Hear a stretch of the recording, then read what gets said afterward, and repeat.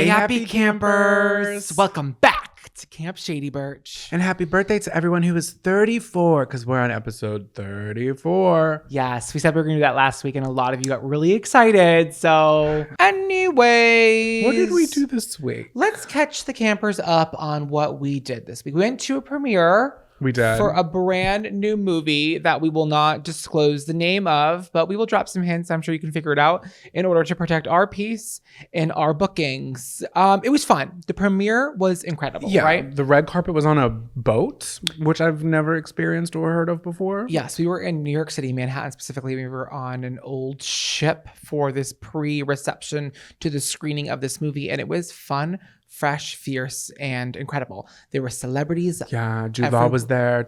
Was there. Yeah, Yara Shahidi, I think that's how you pronounce her name. She played that character that you just said out loud. Oh. Jude Law's in the movie. Jim Gaffigan's in the movie too. The movie. Okay, so the premiere, the intro party was great. We love it. Free wine. Thank you so much. We get to the movie, and let's just, before we even discuss the movie itself, there was a little snafu, faux pas. Okay. So on the email that I got sent to me, it was like, oh, Zach, do you want to attend this premiere? Yada, yada, yada. And I was like, of course, I love that. They were like, oh, dinner will be served during the movie. And I was like, okay, that's fierce. I'm not going to eat beforehand because dinner is going to be served. Right. And listen, I'm not a bougie ass bitch. You know what I mean? I'm down to eat chips and nachos. Mm-hmm. But if you're going to be serving nachos, let's just call it what it is. Let's call a spade here, okay? Nachos is not dinner. It's a snack at best. Yeah. Appetizer, if you will. I go out to dinner and then I go to the movie theaters and I get popcorn, candy, soda, even a nacho if I'm feeling fierce. That's not a meal, okay? Well, basically what you're saying is we showed up kind of starving because we were very hungry. And we show up and they have like a little menu on our thing, and it's not really a menu. It's kind of just telling you what you're going to get, and it's either add chicken or without chicken, which is fine. I'm like, hey, nachos, I'll take nachos. Yeah, I'm not anti-nacho. That's not the point. But nachos served the way these were served. In the dark. Proceeded to be challenging. First of all, we were at one of those dine-in theaters, and this has less to do with the movie now. This was the partnership of the theater. So the movie is, you're not on the chopping block right now. The theater is, this is the same movie theater, you guys, that we got stuck in that elevator, okay? This movie theater does nothing but disrespect camp counselors. Qualms we've had. We've qualms. So they're like, oh, do you want chicken or not chicken? I'm like, chicken. John's like, no chicken.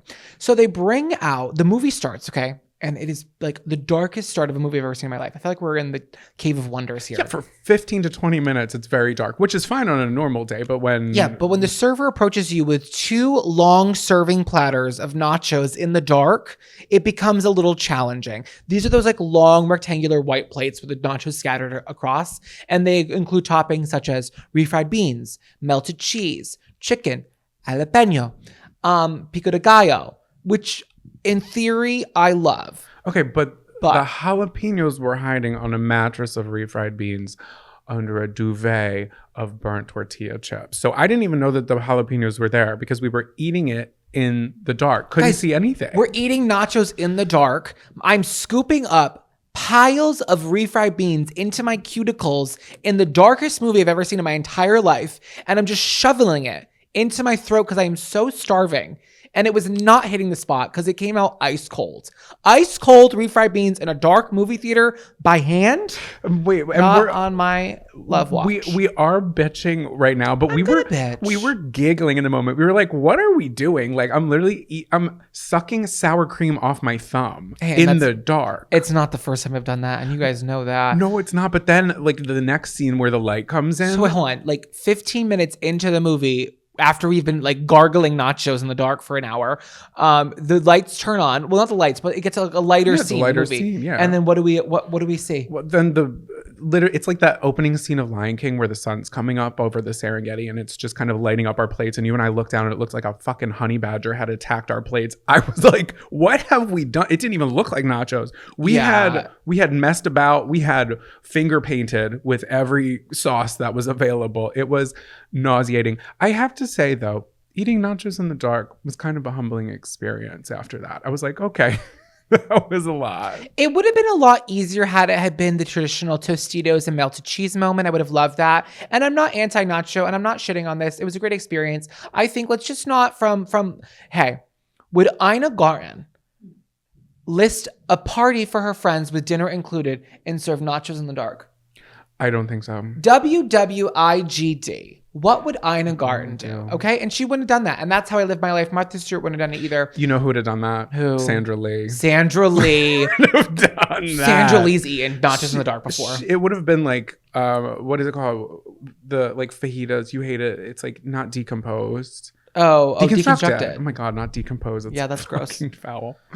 Yeah, she would have done that. Sandra Lee would have absolutely done that. And she would have been like, build your own in the dark. It's an experience. Have fun with it. The moment like the scene got like lighter and I could see my plate and the massacre on my plate, I immediately opened my napkin and I covered it. Yeah. Do we even eat? What do we have when we got home? Taco Bell? Yes, we got Taco Bell. Did we? Yeah, DoorDash Taco Bell. And you're like, oh, you want more nachos? And I was like, no, I want a chicken chalupa supreme with extra sour cream and one chicken quesadilla. And that's what we had to do. We had to do what we had to do. It was honestly like we're just shit talking here. We had a lot of fun that night. It was a lot of fun for sure. The movie that you might have inferred, I didn't love.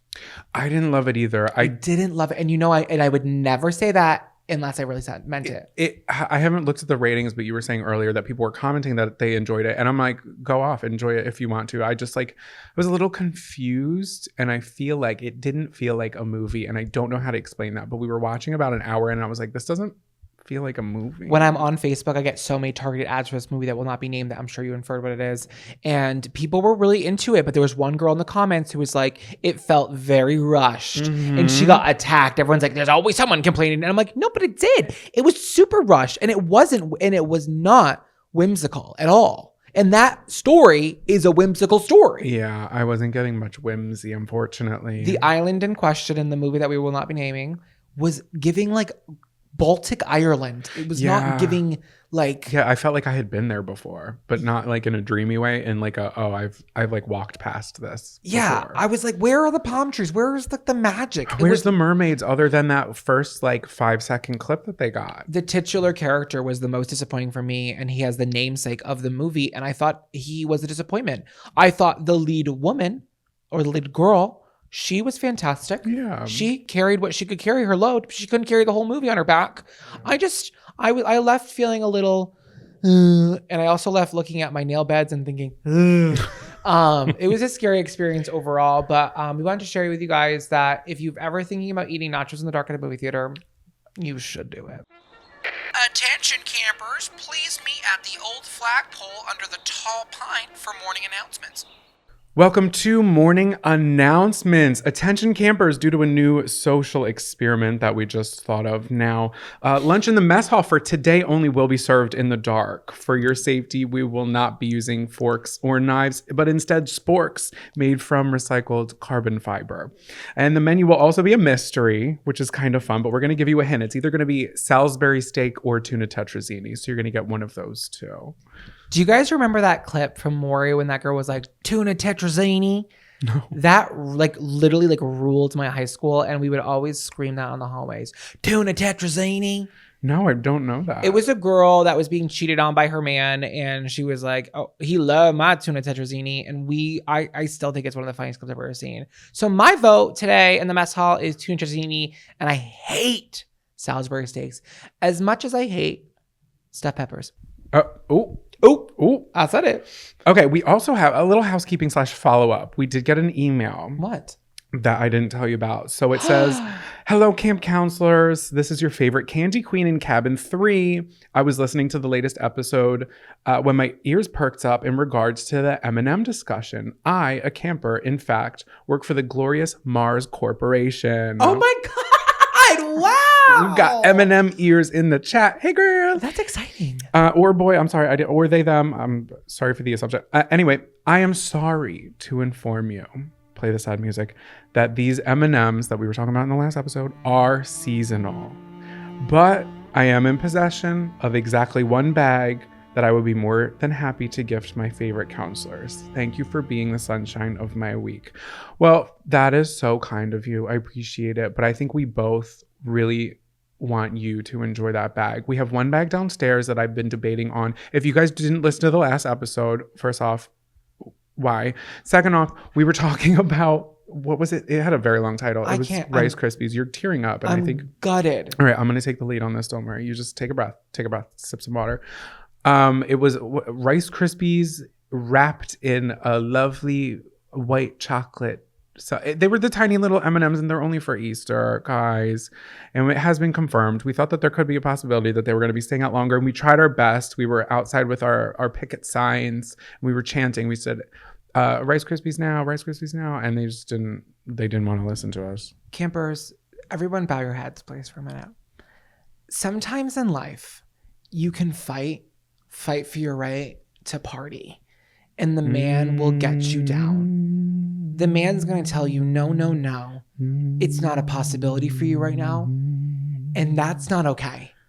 And even though we've lost this battle, we have not lost the war. And I am encouraging all campers at Camp Shady Birch to get on mnms.com and search for the Rice Krispie Special Edition Easter bag and demand in the 14 comment section that we want more of these.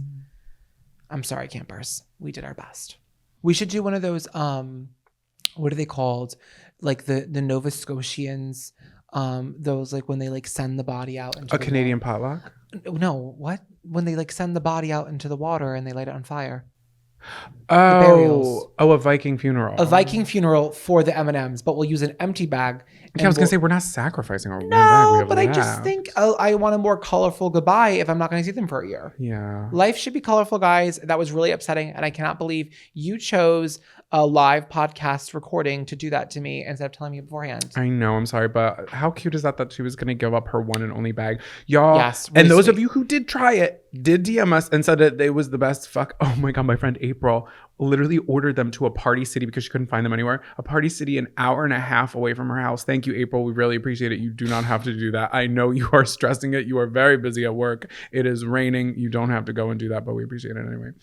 But yeah, sorry. That was M&M corner. We had to... The M&M gate, I would even call it. M&M gate, yeah. Well, we did all we could do. Anyways, moving forward, this is Morning Announcements. This is the part of the show where we share news articles from this week that we feel like you should have known about, but mainstream big corporate media didn't want you to hear about it because they gave you something stupid and boring instead. But this is important and fun and free. Lucky for you, you have two little gays who are wearing Crocs to inform you. Listen, we're the Croc police. Wee wee. Jonathan, what is your little article for us? All right. This is coming from Northeastern Global News, and it's by Schuler Velasquez. So sorry. But it is titled, Parrots Learn to Make Video Calls to Chat with Other Parrots, Then Develop Friendships, Northeastern University researchers say. So there was this study that was done at Northeastern University in collaboration with MIT and the University of Glasgow.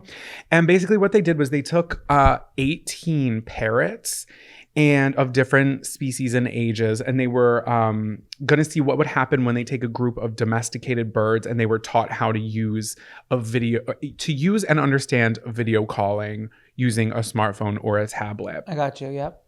So they chose to do this study with parrots specifically. I didn't know this, but it's because parrots have demonstrated cognitive capabilities equal to that of an early elementary aged child. Parrots are speaking full sentences. Of course they are. They're geniuses. I didn't know that it was like that old of like a human that they were, correlating their brain power. I didn't know that either. That is interesting. Okay, so at first, they simply had the caregivers show the parrots how the video calling like worked, and was rewarded after they would give like a 2-minute chat. And they said if anything got like scary or violent, or if the bird didn't like it, they stopped it immediately. Out of the 18, there were only 3 that had dropped out, that like the birds weren't really cooperating, or it like wasn't really their thing, which, hey, I got it. But the rest of them, the birds, were loving it. And there is a couple clips of them like talking to each other, and it is the cutest thing I have ever seen. So they were like, okay, let's teach these birds to ring this bell and see if we can get them to want to do this without rewarding them. So it's essentially like them wanting to call a friend with no reward. Yeah. And they did. All of them started doing this. They were like ringing their little bell. They're like, I want to talk to my friend. I want to talk to my friend. So they would do 2 sessions because they didn't want to exhaust them, obviously. And they would only last for about 5 minutes. But it is so cute because they would call their little friends. And not only did they do it on their own, but the caretakers reported an overwhelming positive experience when the birds started learning skills from each other. So one learned foraging, one learned new vocalizations, and one even started flying because the other one was teaching it how to do it. via FaceTime. Oh my God. I know. It's That so is cute. really cool. So the findings suggest that video calls can improve pet parrots' quality of life. And then in this article, they were very specific about like wild birds and that they were trying to improve the life of already domesticated birds because they couldn't survive in the wild. I was like, I get it. They're trying to be PC. It is what it is. And I'm just going to read the quote from the end of it. It can improve the pet parrot's quality of life. And that includes that many parrots who, for a multitude of reasons, can't physically be close to other birds. For one, disease is pervasive among certain captive species. 2 sickly elderly macaws, so these are like older birds that are pets and they're like on their way out. They were paired together in the study and they had scarcely seen another macaw in their entire lives. They haven't like seen actual birds. And they formed a deep bond and they were dancing and singing enthusiastically together through the screen. And they were calling, hi, come here, hi, hello, whenever one would move out of the video frame. Oh, come back. Yeah. I miss you. Isn't that cute? That is cute. And I think that's nice because I think birds probably live, a lot of like these like domesticated birds, they probably live by themselves and they just like want to like chit chat. So these are like almost like bird pen pals, but digital. Yeah, I thought it was cute. It was a sweet story. It made me smile. I did cry a little bit this morning while reading that last bit. I am emotional, but what can you do? But that's my little bird corner over here. I hope that they like can find out like some sort of like program for bird owners. So they can sign up and FaceTime other bird owners. Yeah, and they were, again, this was them being PC. They were just warning that it's not going to work for all birds, specifically the macaws, because they said that their beaks are even hard enough. Like someone had reported in that the beak broke their iPad. They're like, yeah, it's like strong. So like, don't just FaceTime with your bird because it can freak them out and all this shit. So I think they're figuring it out, but they're doing some testing and apparently it does improve the quality of life. I think it's cute. I'm going to FaceTime a bird now. They're like, can I talk to an actual bird, not you being like, hello? Me covered in I like tar and feather myself. I'm like, what it is me, I'm a macaw. Oh God. What story you got for us? My story is also animal based, but it's more of a job posting than a story. So the Blackpool Zoo is recruiting human seagull deterrents. So the Blackpool Zoo in Lancashire put up in the adverts, which is like kind of like the job postings in the UK. The adverts. After bosses said the birds have been persistently stealing food from visitors in animal enclosures, the seagulls.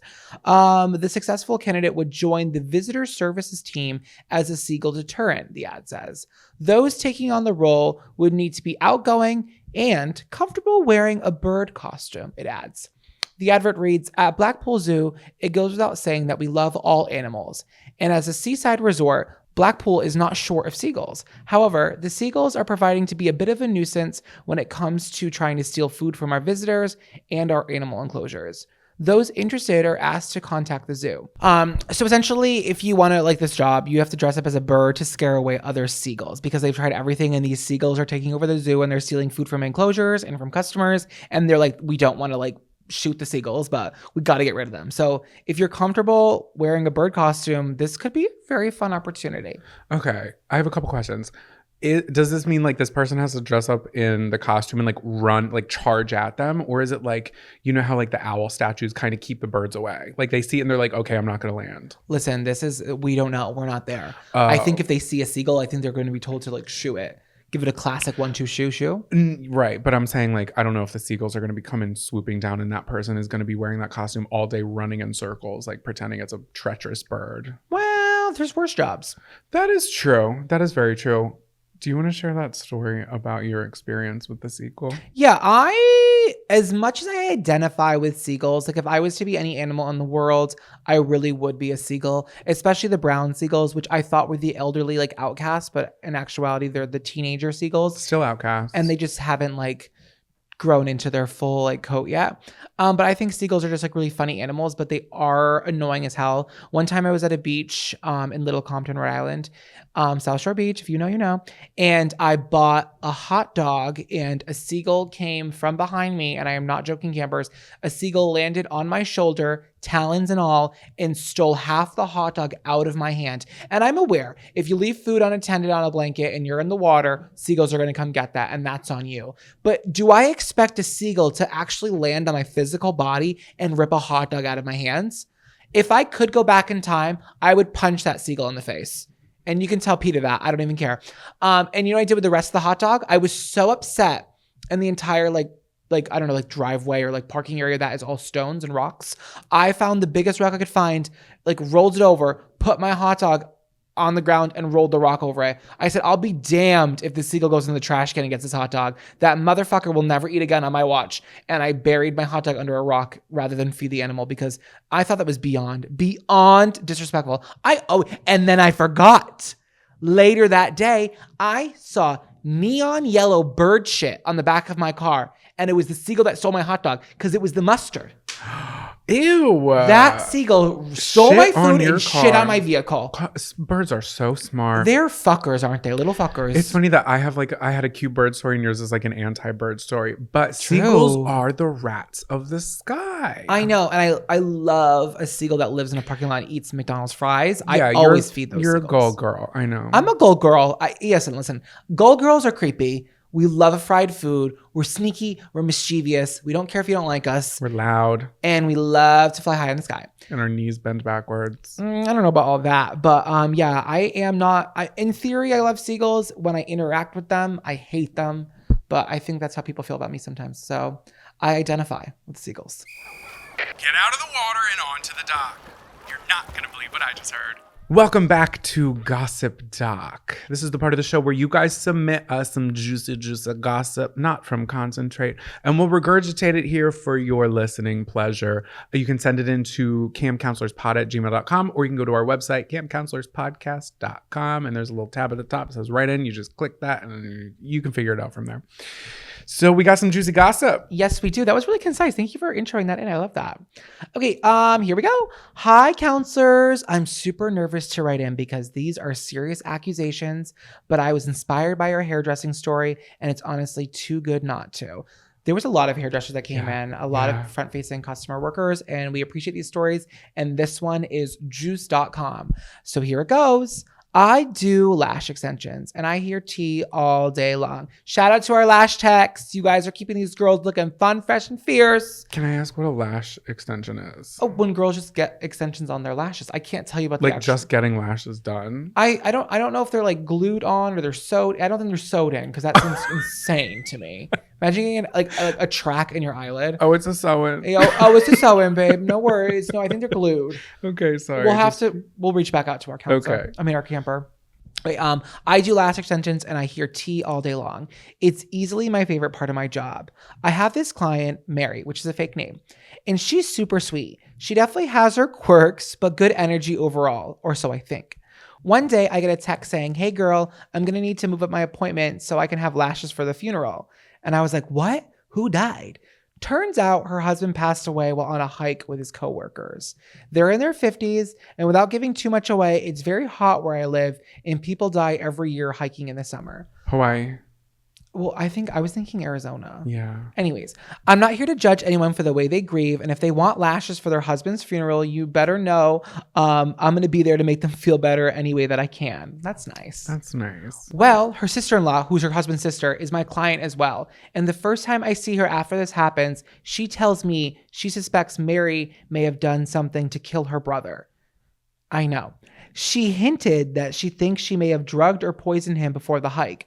I don't know how logical this line of thinking is because I don't know what you would have done to make that happen. But either way, I'm shook that she would accuse her sister-in-law of this. But then I have to stop and think. They have been fighting for months before he passed. Oh no, girl. It's pretty much all she talked about at our appointments. Also, she seemed a little too excited about the life insurance money she was going to be receiving. I started thinking that the sister might be onto something, and basically I started second guessing everything Mary is telling me. For example, Mary quit her serving job shortly before this happened and said it was because she was burnt out. The sister ended up telling me a whole other story where Mary was caught fooling around with some guy behind the bar at her work and that she was fired. I wasn't sure who to believe, to be honest. The sister definitely has a way more dramatic personality, and I haven't known her as long, and she doesn't come off as the most trustworthy for other reasons that I don't have time to get into. I feel so awful for entertaining these thoughts at all because this client is seriously so good to me, but now every time we talk, I have this little voice in my head saying, "What if?" What I know for sure is that taking clients who are friends and family of each other has almost never been a positive experience for me personally. They always end up talking shit about each other, and then you have to play dumb like you don't know what's going on. This just happened to be my most extreme case, LOL. And then she followed up an email being like, hey, I'm doubling down. Actually, she was like, just so you know, like, I do not think Mary did that. Yeah. And she wanted to be known that overall, she doesn't think it. But I thought it was just a crazy story to share because those are some serious accusations. And even if it's not coming from clearly from our camper who wrote in, it's coming from the direct, like, his sister. Yeah. Like the dead man, in all due respect, the dead guy's sister. Also, people who go to the same person to get like their hair done, their lashes done, even like a tattoo artist, and you just start talking shit about the other person. Like, do you not know that the other person goes to that? Yeah, you put them in a weird spot, and I'm sure half the time it's really juicy and you don't really care because we've had some other ones that are really good that are not as insane as this one, I think. Because this is life or death, to be honest. Right, you're right. But it is also, it's always like the hairdresser or somebody's caught in the middle. Someone's always caught in the middle there. Yeah, and I think it's crazy too. Like, I don't know, like the lying about losing the job and the lying about, and the whole life insurance thing. That's always scary. It's I'm not always gonna the make life insurance. an accusation, but it's a motive for sure. Either am I. Honestly, I'm going to side with Mary and with the best intentions that she did not kill her husband. Right. Me as well, and rest in peace to him. But if we find this out, guys, on a later episode of, I don't know, some true crime show, Snapped. let it be known that Camp Shady Birch broke the story. Grab your bug juice and bear spray, campers. It's time to pack it up and take a hike. Welcome back to Take a Hike. This is the part of the show where we bitch a little. We tell something to take a hike. So it's been grinding my gears. I had a thought. I don't even know how this came to be, but you and I were having a conversation, and the person that I want to tell to take a hike is the nurse who wouldn't let me keep my goddamn wisdom teeth. Amen. So I used to have this thing when I was little, and this is kind of like weird, and it's like it's a little graphic, so I'll be brief with it.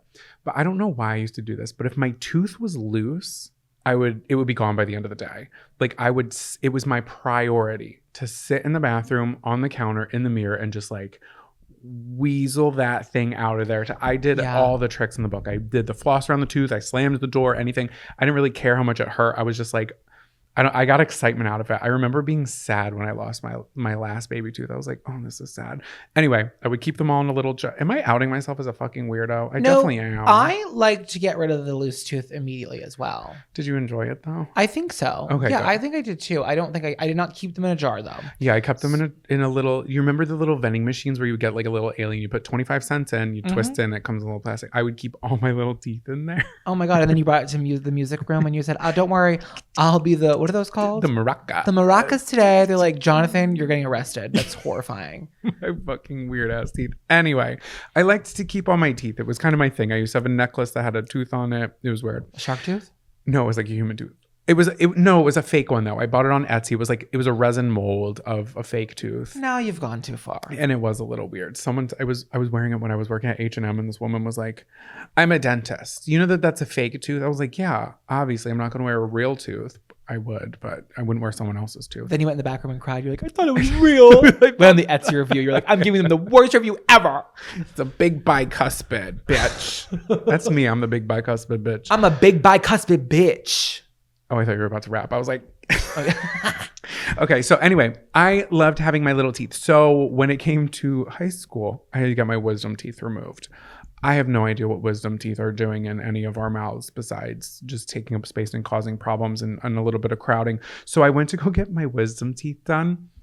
And if y'all have you know what it was? You were definitely watching a video where people were like coming out of. I know what it is. Sometimes I'm annoyed, like a secondary take a hike here, when people post wisdom teeth removal videos, and I think they're really hamming it up for the camera, being like, "Oh no, look at me." It's like, guys, not everyone has the most dramatic like uncovering. But I've never had my wisdom teeth taken out. And that's what I was gonna share my experience, which I understand what you're saying. If people are like filming somebody and they want to go viral for their reaction of coming out of having their wisdom teeth removed, because you go under for it. It is a surgery, but it's very spotty with me. But allegedly, this is what I have been told by whoever picked me up, that I wanted my teeth back, and I kept asking the nurse to have like, I wanted to look at my tooth, I wanted to look at the teeth, and apparently they showed me my teeth multiple times, and then when they wouldn't, they said it was a biohazard for them to give it back to me, which I don't think is true, because other people have been sent home with them. I don't care if it was compounded or something like that. I don't know what that means It's your exactly. tooth. It's my fucking tooth. I spent my entire life growing it. It's part of me. It's my mouth bone. Okay? And I respect you and the work that you did, and I'm sorry for what came next. So she wasn't giving it to me. So then after, they put me in, I was in like a wheelchair to get out of the thing, to get out of the building and into the parking lot. Typical. And the nurse kept asking me questions because it's literally her job, and she was probably a very nice person, but I kept pretending she was invisible. You're so dramatic. I was talking to everybody else, and I was literally, I was like, do you guys hear something? Oh my God. That is side. so rude. And that wasn't, I'm telling you, that wasn't me being like trying to be a bitch. Like, I don't really remember that. I remember it in like bits and pieces, but I was just so pissed at her because she wouldn't give me my fucking tooth to take home. And I would have them to this very day. I would have them in a little jar right here, Camp Shady Birch, on the fucking coffee table. They should have let you keep your teeth though. That's your tooth. Yeah, where's it now? Probably in a dumpster. Yeah. Do those biodegrade, you think? It's a bone. No, bones don't. Fossils, you ever heard of well, fossils aren't technically bones. They're actually fossils, which is like a cast. So where are all these teeth? Where are all these teeth? What are we doing with the teeth, people? And I bet you any camper who's listening to this who knows is going to respond with, we dispose of them properly. Well, what's that mean? I'm about to put my Nancy Grace wig on and go, I demand some answers here. And I'm going to get my Nancy Drew wig on, and I'm going to get my flashlight, and I'm going to go start digging up some fucking excavation bullshit. Listen, you've met your worst nightmare. This is Nancy Drew and Nancy Grace on the fucking scene, bitch. Okay? Where are the teeth? We're going to find the missing teeth. She should have let you keep your teeth. She should have, but I also should not have been so rude to her. No, but guess what? Act stupid, get stupid results. So she's gonna act stupid. She's gonna see you acting stupid back. What's the I don't know. I can't think of the actual phrase. The Taylor Swift lyric. You're gay. Oh, sorry. No. What song says you're gay? That is Picture to Burn from her first album. If you're lucky enough to get the original one, where she does say, "That's final, tell mine you're gay." Jonathan loves that song. By the way, anyway, I do hate that stupid old pickup truck, you never let me drive. But the song Miss Americana, where she's like, play stupid games, you win stupid prizes. That's kind of like what you were referring that's to. What it, yeah, definitely. She played a stupid game and she won a stupid prize. I know. Girl, where are you? And Where's the ghost? No, we're just joking here. I know. But I will say I have been on a little bit of a crafting kick. And I did look up if I could make fake teeth, and the molds are a little bit harder to come by because they're all like, when you look it up, they're like dentures. I'm making resin, guys. I'm gonna post a TikTok about it. But I've been making little resin trays, and they're really fun and cute. I love them. Cute. I love them. But I was trying to make like a fake tooth, and it's all just like denture molds, which I get. People are looking for it. Yeah, denture mold. That seems pretty smart. Yeah, but I just want like a mold for like an actual, like a singular tooth. Well, get what you get. Don't get upset. Well, that's my take a hike. That was long-winded, but what are you telling to take a hike? What's been grinding your gears, baby? What's been grinding my gears is that summer is approaching, which means picnic season's on the horizon. And in theory, I love picnics, but what I don't like about a picnic is when I am forced to sit on the ground. You've heard that correctly. I have a weird spine. Never been medically diagnosed. I just feel it in my bones, literally. And when I have to sit outside and dine al fresco, I demand patio furniture. I demand a table. I need a linen, okay? I cannot be sitting on some rickety ass, thin ass little blanket and you pass me something that's not easy to eat on the go. Last week, we went to eat Chipotle in the park. I thought I was being cute. Within 3 seconds, I had corn salsa dripping all over my sweatshirt. There's the stain, people. It actually wasn't the sweatshirt, but I do stain a lot when I eat. And I just think there's no sexual, that's a weird way to say that. There's no like cute way to eat outside on the grass. Now you splashing in the park. Listen, I don't know where to place my legs. I want to sit like a lady. I want to sit side saddle, but I can't sit side saddle on the grass. What do you, side saddle? Yeah, like on a horse. Oh, like yeah, this, like dip to the side. Gingerly, like Princess Diana would have. We do eat on the ground a lot at the house because I like to sit on the ground and eat watching TV on a coffee table. Yeah. I need a place to put my food. I don't like to eat laying on the ground. A bag of chips and dip Fine. A bushel of grapes. Fine. When we start entering some sort of forked territory, I need a proper place setting. There's ants. There's dirt. It's messy. There's ghosts. There's elements I can't control that you can control in a confined restaurateur's establishment. And I'll that's agree. why I think sitting on the ground at a picnic, in theory, is Gorgina gorgeous. And in reality, it's a thing of nightmares. You don't know if a dog has peed there. Yes, you told me that. Where the fear of urine, the fear of sitting in someone's urine. You don't know if a people has peed there. I have peed in a lot of places that you wouldn't have expected. It's true. And you could have a picnic there and you'd be shocked to know that I pissed there. Also, I also forgot to tell you on my last segment, guys, I was never born with wisdom teeth. And I really wanted to share that because it's kind of like one of my like fun quips. Wait, you never... I thought your wisdom teeth came in and they just weren't an issue. You don't have wisdom teeth at all? No, and people don't believe that. They're like, oh, well, they're not in yet. No, when I had my braces done, I know, these teeth are not naturally gorgeous. They were a metal bracket. They did x-rays of my mouth and they're like, oh, you don't have any wisdom teeth. So you could say I'm more evolved than the typical bird. That's weird. It is weird, but I think as human beings become more evolved and we realize we don't need certain things. And I also had my appendix out. My body's on 2038, okay? My Yeah. body knows what the future holds. That's true. I have my appendix. I don't know what it really is doing besides it's a ticking time bomb. I'm just knock on wood. I'm going to knock on wood right now because that's not even wood. That's compound. Well, that's to go back to my initial take a hike. We're really just going talking in circles here, but I don't really mind. Yeah. I had my appendix out and I was under a little bit more than an anesthesia there. You know what I mean? I was fully under with an actual surgery. Okay. And I didn't come out of the surgery asking the nurse like loop-de-doop-de-doo. You know what I mean? When I you- don't know what it is about these wisdom teeth removals where people act a damn fool. Well, it's also probably the fact that it's like a face surgery. So like you're on hella pain meds versus like down here, like you can be on a... I'm sorry, an internal organ is a little more intense than a tooth. Think about that for a minute. All right, doctors. There's got to be someone in here I that had can work in the cameras in my infirmary. pelvis. And I had two people in my mouth at once. Sounds like a fun time. That was last Friday. No, it was not. You did not have two people in your mouth last Friday. I set Take myself up for that back. one. I take it back. I was joking. I was joshing. Yeah, so picnic sitting is just trash. Throw it in the bin. I hate it so much. You're sitting on pebbles too. We didn't even talk about the pebble gate. I know. If you're from the Northeast, you do know there's a lot of pebbled beaches. People do not realize that. Yeah, everybody knows everyone from California. California does not have any pebbles. They don't. They're like, their beaches are primarily sand. Yeah, but they still have but you're talking about sitting on a beach. You should sit at see- a park. We're talking about sitting on a park. Well, I'm just saying, you picnic at a beach as well. You've seen the beaches in New England. Yeah. Rocky Horror Picture Show those beaches are. Anyways, I'm talking in circles here. I want everything to take a hike. Do you think the new counselor likes the top bunk or the bottom bunk? Over. Either way, I'm giving them my boondoggle keychain. Over. Welcome back to Camper Crush of the Week, the sweet, sweet part of the episode where we completely switch tracks here and tell you what we love, and we leave all that hatred and disgust and judgment in the last segment, and we bring you nothing but joy, hope, and promise for the future. What am I loving this week? What am I crushing on this week? It was an experience we experienced on Friday. I love experience and experience. I love nothing more than to experience an experience. And the experience in question that we experienced was a 4DX theater, you guys. Have you ever heard of it?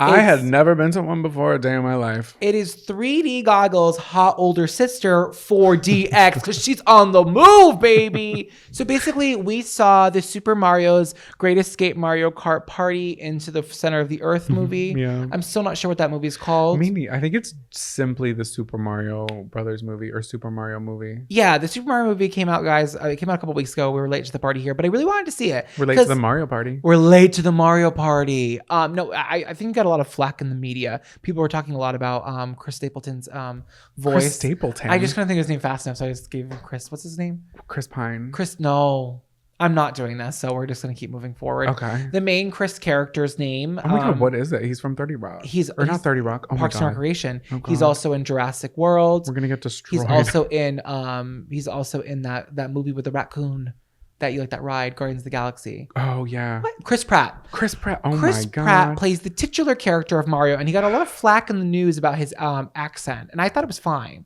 I thought it was fine too. They're also like at the beginning. There's a little bit of a bit. I don't want to, no spoilers, but he's just like, yeah, I put on a thick accent to like make sales with like my plumbing gig Yeah. in the commercial. That's what he says. The movie is really cute. If you're a fan of the video games, you're really going to enjoy it. It's 90 minutes. It doesn't go too long. It really like wraps it up when it should. And the whole thing was really funny. Jack Black destroys it as Bowser. He's so funny. He's the best actor of all time. But anyways, that's not the point of this segment. The point of the segment is to tell you what is a 4DX theater, right? So a 4DX theater is when you sit in a chair and basically the chair moves with the movie and it blows air at you and water and little noises, and it kind of takes the immersive experience, Immersive, not submersive, into like a different world where it's just truly like outer. It's just like it's next level. And they have them in some places. They had one kind of where I was back home and I never went to one. They're listed as 4DX. So if you've never seen a movie in 4DX, I would highly recommend it. It just really elevates the, like when you're in the Mario Kart, it's like the thing is moving everywhere. Yeah, it was like a virtual reality ride is what I could Yeah, when people do those roller coaster compare rides it with the to. goggles, Yeah. it's kind of like that, but not as intense. But when the water squirts at you, it was fun. It was like a fun way to see like a silly movie. Yeah, I thought it was fun though. I didn't like the fighting scenes because you get like punched in the back, and I don't know why. I just don't like the feeling of like it felt like a tiny little person was like punching me, like a child was hitting me in the back, and I was like, it just felt like somebody was behind me, and I didn't love that part. Oh well, if you don't like that, then you won't like that. But I like that. And the smells, they pump smells into that, and you guys know I'm a sucker for that shit. I.e., Pirates of the Caribbean. Yeah, the only thing I didn't love about it was the wind feature because there was a lot of movement in the movie itself. So the wind was constantly going, and after 45 minutes being pelted with wind, I was like, all right. I'm a little cold, okay, and I don't complain because I know to dress appropriately at the movie theater.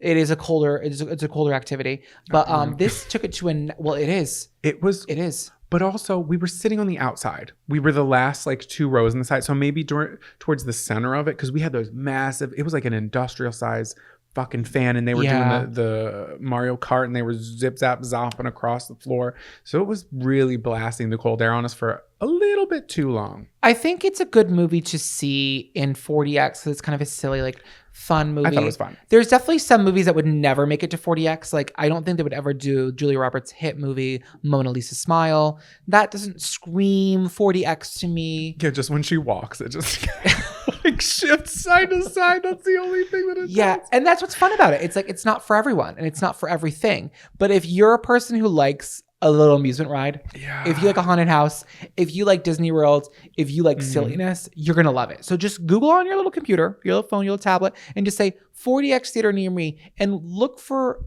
upcoming attractions. I think you'll love it. Okay. Pack a sweatshirt also, or a sweater, even if it's summer, because it does get cold. So I'm thinking back to the smell part, right? There were 2 main scents that were going on. When they were in Bowser's Fire World, it was giving like brimstone, not so much a gassy fart, but like burnt hot dog kind of smell. Is that what you were smelling? Did you pick up on that? I think more just traditional fire, but your mind is creative. Yeah, my mind is creative. Damage, some would say. But then when they got to Peach's world, what did they call it? They were Toad Universe, Kingdom. Toad Kingdom or something like that. It smelled like secret deodorant.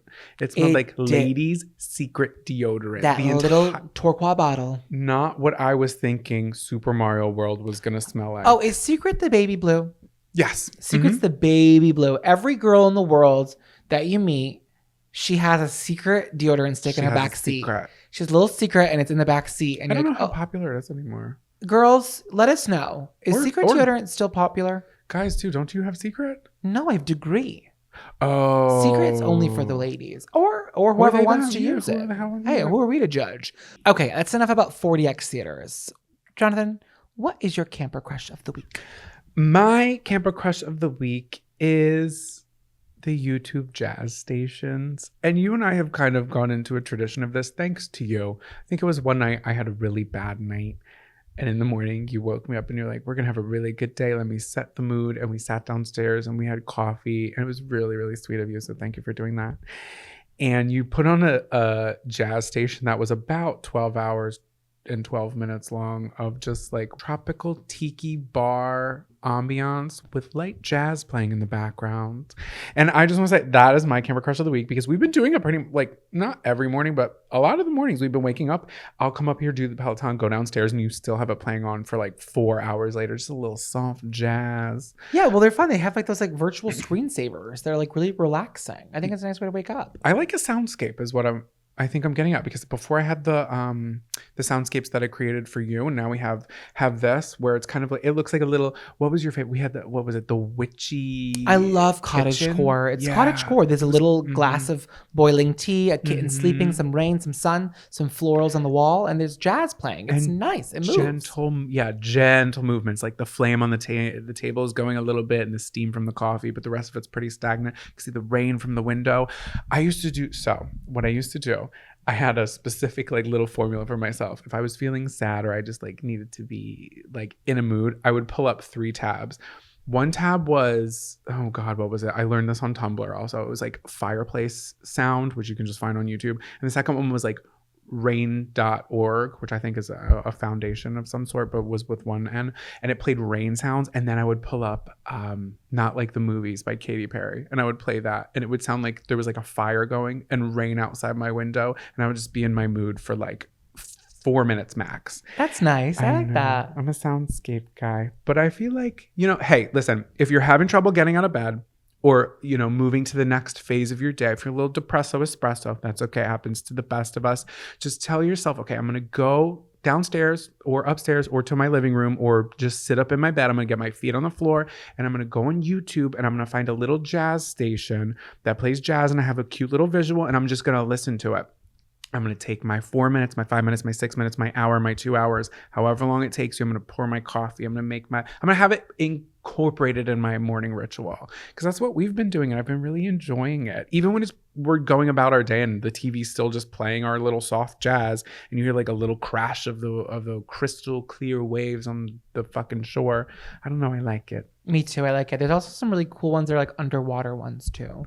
Yeah. If you like a sea turtle, there's a lot. We've been doing a lot of the interiors of homes, but these really run the gamut. So you got to find what's your queen's gambit.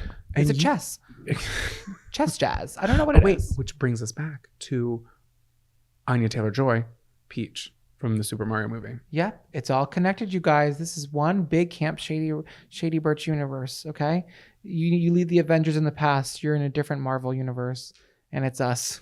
What song's been stuck in your head all week? Welcome to Camp Songs. Welcome back to Camp Songs.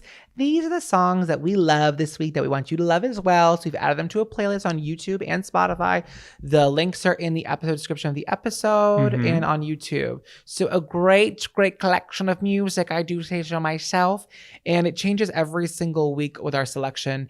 It's kind of a dumpster fire of selections at this point, but they all have a special meaning to us. Yeah, I wouldn't say dumpster fire. People have been loving it. And all you have to do is like the playlist, and then I update it, or we update it on our part, and then you don't have to do anything. It just adds more songs. Yeah, so. It's not cohesive in a theme. Oh, the theme is Shady Birch. It's giving scrambled eggs. It's giving all over. It is. But the song I've chosen this week, guys, is kind of really giving summer camp vibes. It's giving summer florals. It's giving love, freshness, lightness, and joy. The song this week is Riptide by Vance Joy. Ooh, good one. Do you guys remember that song? Guess what year it came out? 2012. 2013, guys. It's on its 10-year anniversary. Also, I graduated in 2013, so it came out my graduating year. Wow, things are moving fast over here, you guys. But this song it's just the essence of Camp Shady Birch. It's a really fun one. So I'm gonna do a little chorus for you guys in case you're lost for words and you can't think of the words. Ready? Lady, running down to the riptide, taking away to the dark side. I wanna be your left hand man. It's Lady. I know, and I was gonna ask if you knew that. It's Lady in every single. It's all lady. of the choruses. It's about a lady. I thought it was baby. I thought it was listen. I don't know what you thought it was. Listen. I thought it was baby. No, it's lady. Baby. It's about this lady. Lady. Yeah. So okay.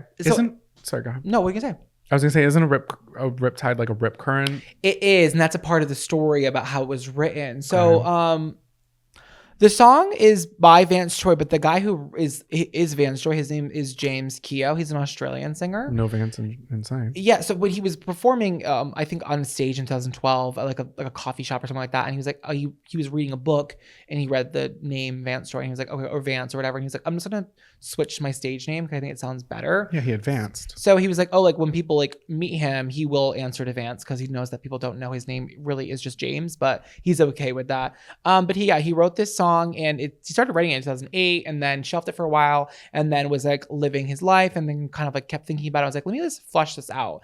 And it's really funny. All the words in this song are about like his life and all these like different things. Like the Riptide is actually a reference to the Riptide Motel.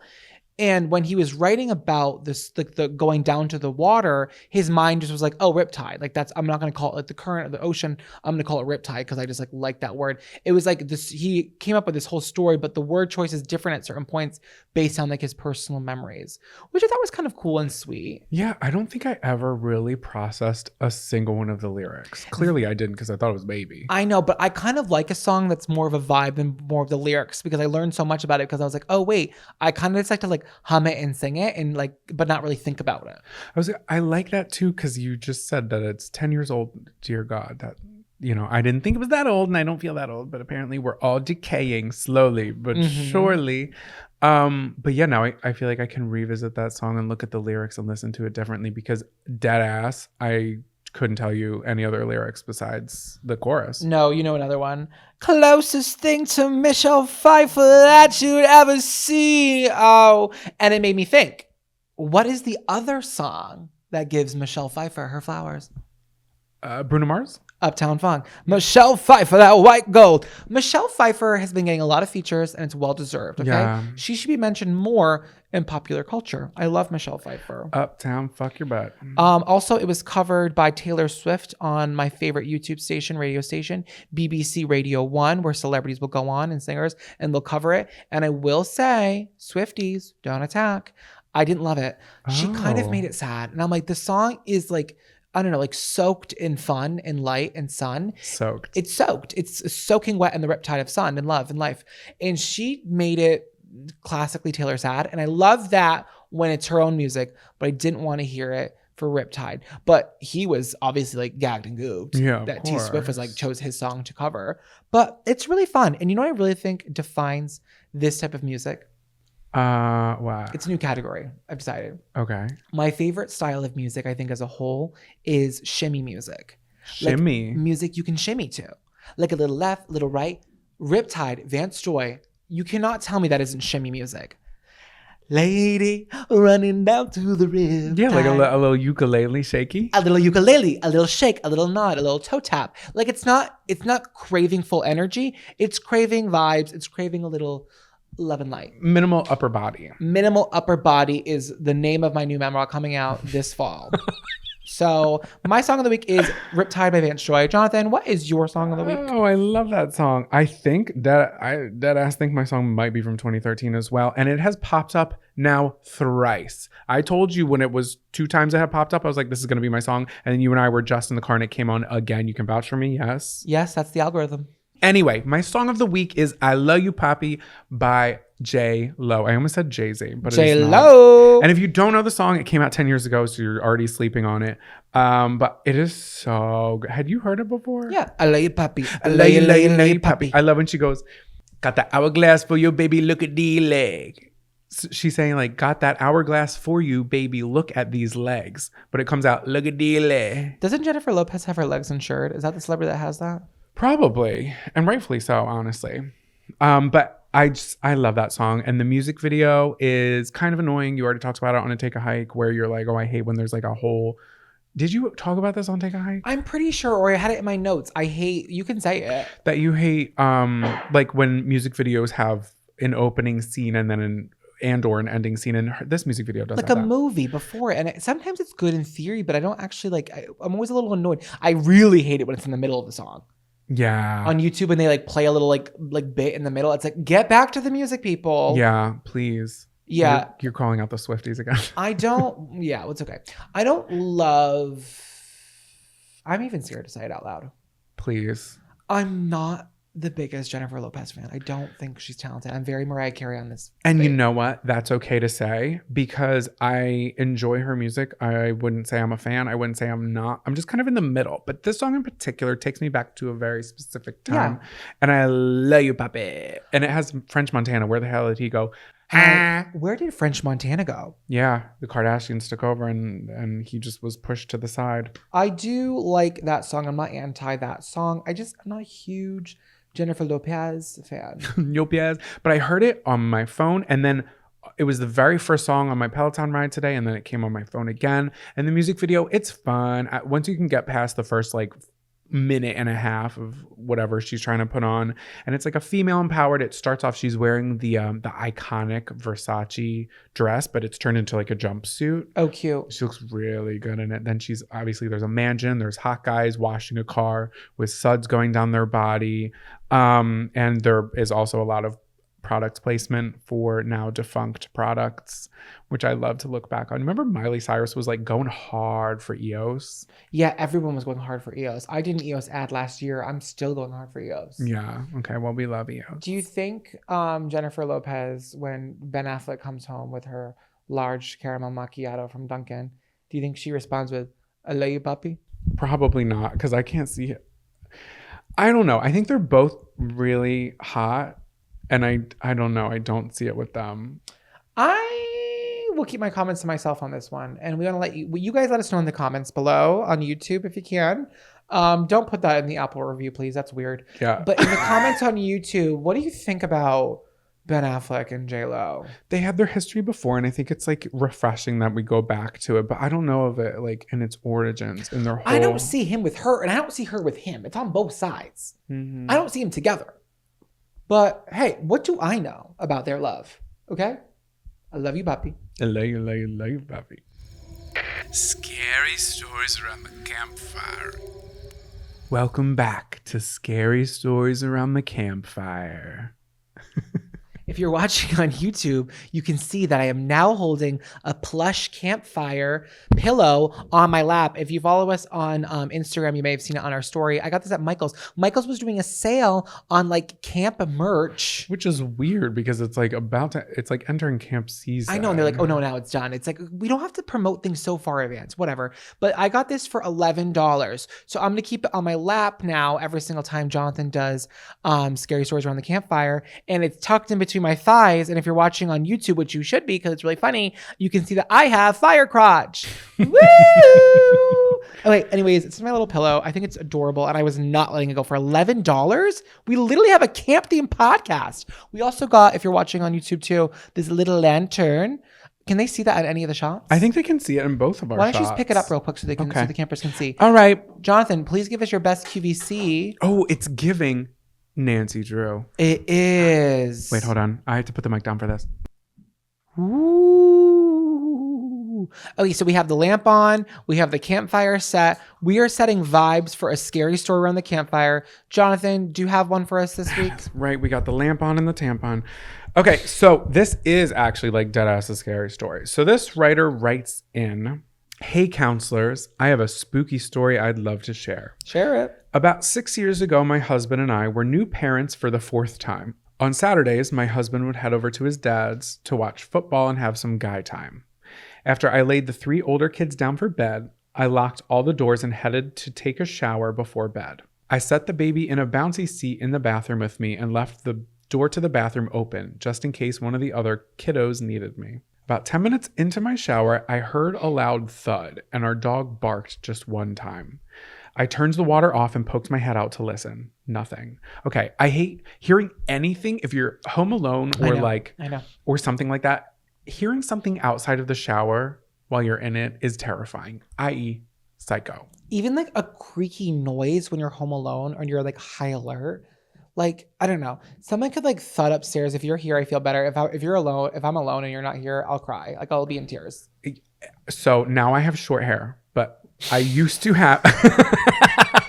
Okay, stop. It's scary. Keep the spooky vibe. Weird segue. Because what I was going to say was I used to have hair that was down below my titties, below my nipples. And when I would wash my hair, I had a lot more shampoo that would like cover my face. Do you have shampoo that runs on your face? I don't now that I have short hair because I kind of put my hair back. But when I had long hair, I would like be scrubbing my hair like this and it would go over my face. So when I would get like shampoo on my face, I would obviously like close my eyes really tight. And then if I heard something outside, which happened a couple of occasions, or I would be like, oh my God, somebody's breaking in right now while I have shampoo on my fucking eyes and I can't, it was scary. There's nothing more vulnerable than being soaking wet naked.